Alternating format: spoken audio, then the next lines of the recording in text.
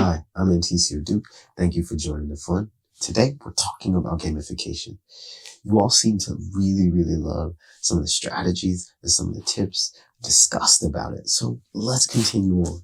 Let's dive a little bit deeper and give you some of the things that will increase and gain for your products. All right? If that's your jam, like it is mine, consider hitting that subscribe button so that you cannot miss another video that we talk about in gamification in this series. It's been fun, it's been exciting, and I'm super thrilled to continue. So let's jump into it.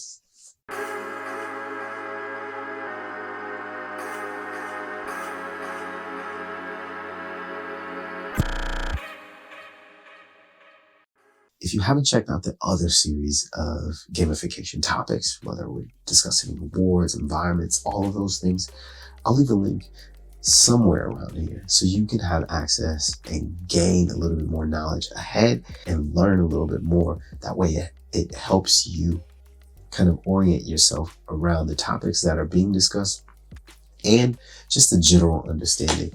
A lot of those things are helpful. There's examples, there's a host of other things, and some just for your own knowledge. With that out of the way, thank you for the newcomers here, and I appreciate you who've been around and supported me throughout this entire time. You hear gamification a lot. People talk about it in game theory, use it for game mechanics, use it around gaming itself. It's been around for ages. We just really haven't tapped into it. Why? Because gamification really taps into the fundamentals of human psychology. Everyone wants to feel rewarded for the things that they do, for the efforts and for the tasks they complete. Take the psychology of a child. Whether they're acting out or doing something good, you want to reward that good behavior and less of the bad behavior. We are humans and we operate around the same paradigm. So there's a psychology component that is really heavily focused in the strategy of gamification. This taps into our innate desire to think about things we achieve and things that we complete, like a task or a goal. These are all human psychological things that motivate us to continue. That's no different from a human aspect and completing a goal than it is with a human driver to complete a task within a digital product. I know, pretty strange, but they're one and the same. Gamification also creates a sense of competition.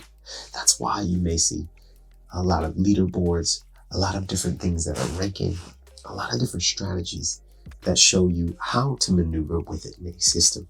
These are things that create competition, social integration and interaction, and just a sense of fulfillment.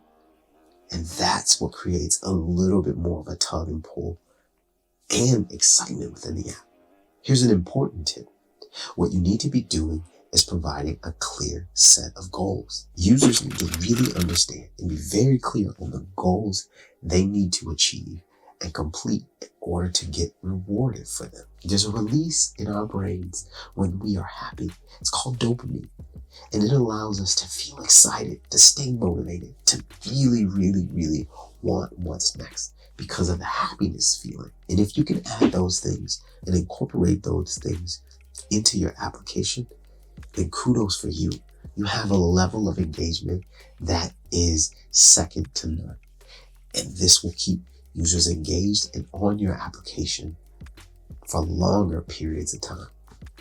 The rewards need not just be rewards for the sake of them. They need to be meaningful. Something that the user really wants to earn. They also have to have a place, not only in the game itself, but they have to be intrinsically motivating for the user. That's the main thing that you need to focus on early, and the first thing that you need to do when setting up these gamification strategies. Know your audience, know the user. This way, you know what motivates them and what will keep them coming back for more and yearning for more gameplay, for more things to be added, add-ons, features, and much more. This is your key to a well-established framework in gamification. What you don't want to do is don't overlook tracking the progress. Understand when you set your GPS to reach a location, you're going from point A to B. Sometimes you go from A to Z with points B, Q, X in between. Regardless of that, you want to understand where you started, where you have yet to go, and how much of a distance between the two. That's called progress. Never, ever overlook the value of making progress. Allow the users to see the progress that's being made throughout each step of this task. This makes getting there much, much more valuable. And it allows them to psychologically understand that, hey, I've done 20% of the work and it's gotten me 80% of the journey. Pareto principle. And doing that allows them to stay motivated on course. This is also why you see a lot of educational platforms, learning platforms, give you that progress bar, the status of what you've accomplished and where you have yet to go for completion. Tracking progress is major in adding gamification into any product. Let me ask you this. Who does not want to feel like things are custom to them? That's why personalization matters. If you can find different ways to sprinkle some personalization, it's like the happy dust that you add to anything, or sprinkles on your frozen custard.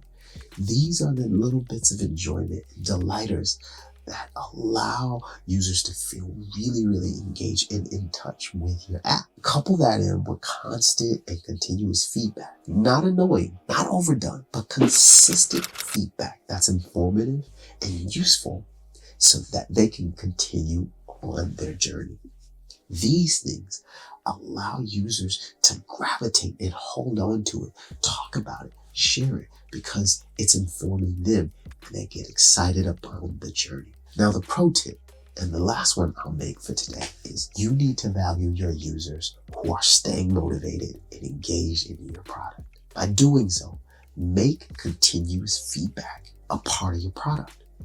Make sure there's an interest in continuous iteration of that feedback, refining it, tweaking it. The users will tell you exactly what they want, exactly how some things will be, and some of them will make suggestions of what not to include or what to remove. Be open to this feedback. In doing so, it'll help you understand which direction to steer the product in. Your users are your greatest tool, and they will share with you one of the major things that sometimes data, research, things that books can't give you. Real world experience coming from the exact same users that you want. Whatever you do, do not overlook the value of continuous feedback. Now, your targeted users, if you've done everything correctly, you've started with your user and knew your audience, you know exactly who you're going after. In doing so and delivering value to them within your product, they will communicate with you early and often some of the things that motivate them to continue.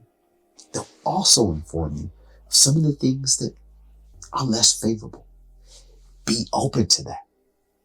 That is a level of research and data that you cannot get from reading books. It's from the real world audience, from the users that you are targeting, that are willing to pay you to do so. Value it, appreciate it, and take advantage of it. That's all I have today, and I hope you take these tips, use them, and incorporate them into your product. It'll help you in the long run. As always, your life has color, so continue to design it that way. And I'll see you in the next one. Thank you in advance for liking this video. Please give it a like, share it with someone who can gain value from it, and consider subscribing, as I'll see you in the next one, and we'll continue on this gamification journey together. That's my time. See you then.